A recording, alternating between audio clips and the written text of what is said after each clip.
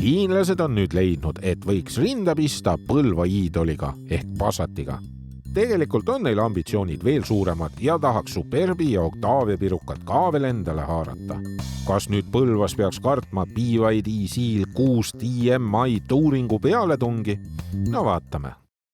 See BYD lohiseva nimega pistikhübriid universaal on meelega ehitatud nii, et see oleks Octavia ja Superbi vahel ja siis natukene väiksem kui Passat. Teatavasti ju Superb ja Passat on täna täpselt sama suur. Ja selle auto ehitamisel on kõik olnud hästi turvaline. See disain on turvaline, et inimesed läheksid seda vaatama. Siis mootori valik on tehtud hästi lihtsaks. Sul on kas väikene mootor või natukene suurem mootor ja väikest mootorit saad sa ainult baasvarustusega. Baasvarustus puust on üsna kesine. Siis väga mõistlikult varustatud mudel on juba Comfort Light ja see on siin samas olemas. Ja siis kõige luksuslikum on Comfort, kus sa saad 1000 euro eest juurde tuppa 1,5 tolli suurema multimeediaekraani. Tõesõna, ainult 1,5 tolli suurem multimeediaekraan ja rohkem mitte midagi sinna varustusse juurde ei tule. Ja ka värvivalikud on tehtud hästi lihtsaks, saad mõnda välisvärvi ja 2 sisuvärvi vahel valida. Kõik hästi lihtne, hästi turvaline lähenemine. BYD Seal 6 pagasiruumi mahuks on 500 liitrit ja see on täpselt sama suur kui Octavia universaalil. Aga Octavia universaali pistikhübriidina ei pakuta. Kui nüüd siia võrdlusesse tuua Passat, universaal ja siis Superb universaal, mõlemad pistikhübriidina, siis nende pagasiruumi maht on 10 liitrit suurem, ehk siis 510 liitrit. Seega on see BYD üsna praktiline. Pagasiruum oma kuju poolest on justkui nagu kast, ehk siis peaaegu sama lai kui kõrge, et täpselt selline, kuhu saad suuremad asjad ära panna. Seljatoed saad siis 60-40 suhtes alla klappida, suusaluuk on olemas, pagasiruumi põhja kõrgus saad reguleerida, seljatoed saad siis ilusti siin pagasiruumist alla klappida, suured kotikinnituskonksud on olemas ja siin on ka veel üks konks, kuhu saad näiteks oma pinsaku rippuma panna. Nii et saad õues siis kiiresti ülikonna selga panna. Ma ei tea, kui hea mõte see on, aga vähemalt saad seda teha. No ja valgustus ilusti olemas ja ruloo ka ja seda rulood tegelikult ega kuskile panna ei saa, sest siin põhja all selle jaoks ruumi ei ole. Siin on suur selline penoplastist raam, kus sees on siis rehvi paranduskomplekt ja sellised asjad. Nii et ütleks, et üsna praktiline pereauto. Põlve ja jalaruumi on siin umbes sama palju kui Octavias. Pearuumi on ikkagi selgelt vähem ja mina natukene üle 1,80 m olen juba sellises istumisasendis, kus pea on justkui natukene vastu lage. Istumisasend ise on ikkagi madal, põlved on kõrgel, aga iste on iseenesest, ma ütleks ikkagi jäigemapoolne ja seljatugi on tahapoole mõnusalt längus. Käetugi on üsna sarnane mõnele Jaapani autole, ehk siis selline parajalt lai, lühike, madalal ja topsihoidjad on siin ees servas, aga samas need ei sega käetoe kasutamist. 2 USB-C pesa on siin olemas, materjalid on selline hea kompromiss kõvadest ja pehmetest materjalidest. Vähemalt visuaalselt näeb kõik üsna soliidne välja. Ja 3 Isofix kinnitust on sellel autol, ehk siis 2 tükki siin tagaistmel ja 1 kõrvalistujal seal ees.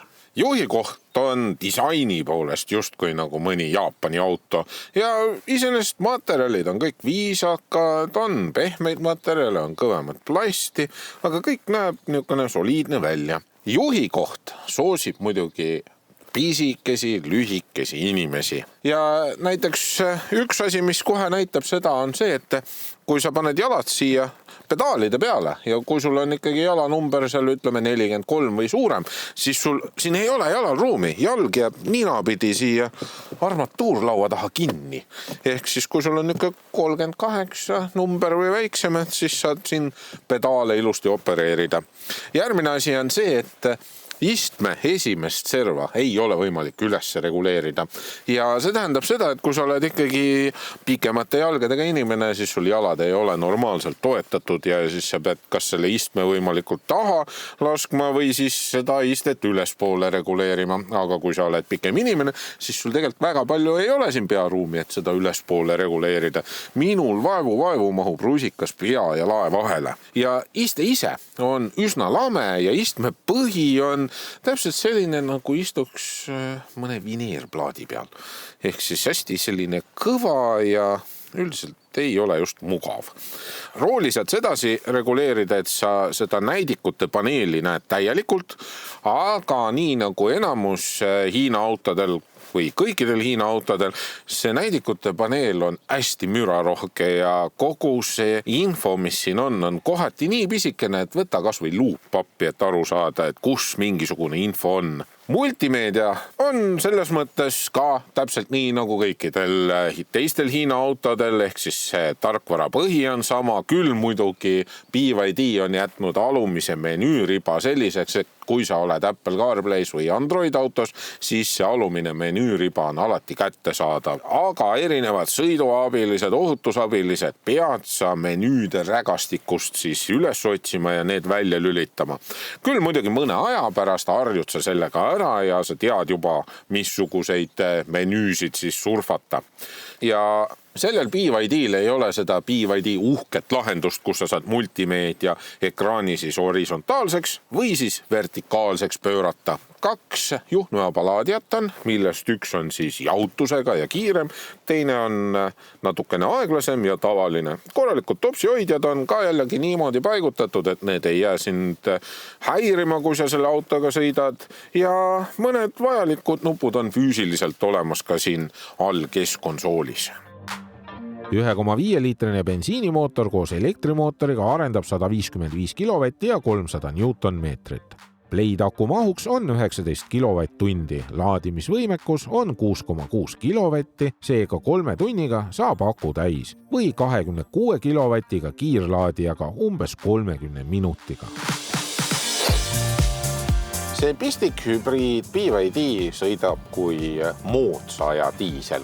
Lihtsalt sujuvam, vaiksem ja ökonoomsuse poole pealt ma ütleks, et suht sarnane.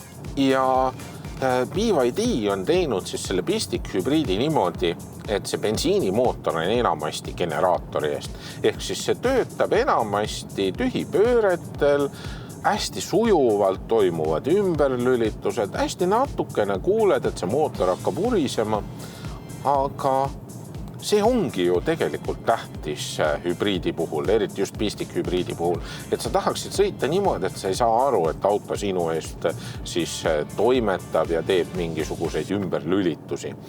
Ja maanteekiirustel on natukene kuulda, et see mootor hakkab mingil hetkel pisut valjemalt tööle, aga see on nii minimaalselt, sest see bensiinimootor siis maanteekiirustel lülitatakse ratastega ühendusse ainult teatud juhtudel. Ja ma vaatasin, et kui aku oli täis laetud, siis ta lubas mul sõita umbes selline 84-85 kilomeetrit.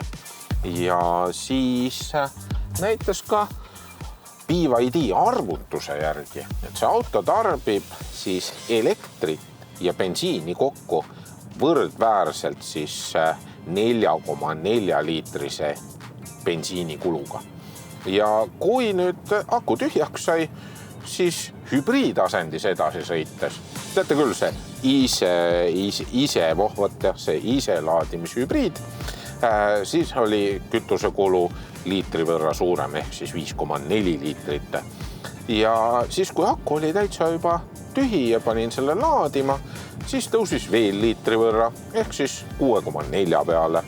Nii et igat pidi hästi selline ökonoomne lahendus. Ja muus osas tegelikult auto on üsna vaikne. Aga siitmalt edasi läheb kõik ikkagi üpris allamäge. et 0-100 8,5 sekundit, see on normaalne, see on tänapäeval standardiks. Aga selle auto vedrustus on erakordselt jäik. Mulle jäik vedrustus meeldib, aga mitte selline, mis on pidevalt põrutav, rappuv ja väsitav, sest see vedrustus töötab ainult peegelsiledal teel. Kui teekate on natukene ebatasane, siis see kohe loetakse välja, sa kohe tunned seda keres. Ja ega see kõva iste ei aita ka siin sellele mugavusele kaasa. Ehk siis sa pidevalt niimoodi rapud või vähemalt sa tunned seda oma tagumikuga. Rooliga on nüüd selline lugu, et see meenutab mulle aega, kui ma mängisin Colin McRae 2 arvuti taga esimeste roolidega. Ehk siis kõik asjad on nagu viitega, kõik on kuidagi nagu ebamäärane ja absoluutselt igasugune tagasiside puudub. Ja kui nüüd kontrollid välja lülitada, siis külgtuulega rööpas teel sa kipud selle autoga lihtsalt ujuma. Ja sa ujudki täpselt selle pärast, et seda rooli tunnetust ei ole, see rool on ebamäärane. Piduripedaaliga on niimoodi, et see esimene 2-3 sentimeetrit peaks olema nüüd see osa, kus siis elektrimootor pidurdab. Aga minu jaoks on see täpselt selline tunne, et need esimesed 2-3 sentimeetrit mitte midagi selle pedaaliga ei juhtu ja siis nagu lülitis tunned, et tavapidurid hakkavad toimetama, nii et sellist sujuvat pidurdust on raske kogeda. Kõiksugused ohutusabilised ja sõiduabilised, need on erakordselt tüütud. Need on nii tüütud, et ma väisin esimese 3-4 kilomeetriga siin rooli taga ära. Sest et kogu aeg mingisugune helisignaal on toimumas, siis mingi tädikene tahab muga midagi rääkida ja iga tegevus on selline väsitav. Lisaks talvel lumega sõites rajaabiline kipub teatud hetkedel rooli järsult peost ära kiskuma.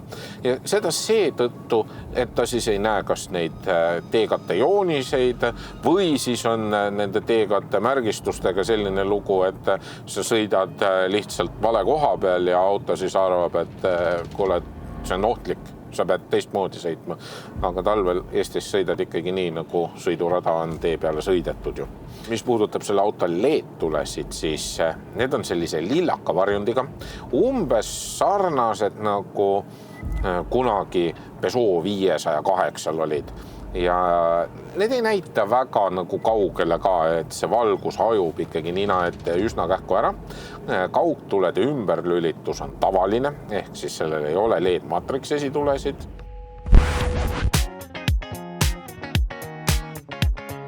Siil 6 on alati pistikhübriid ja sedaan mudel maksab 38 000 eurot.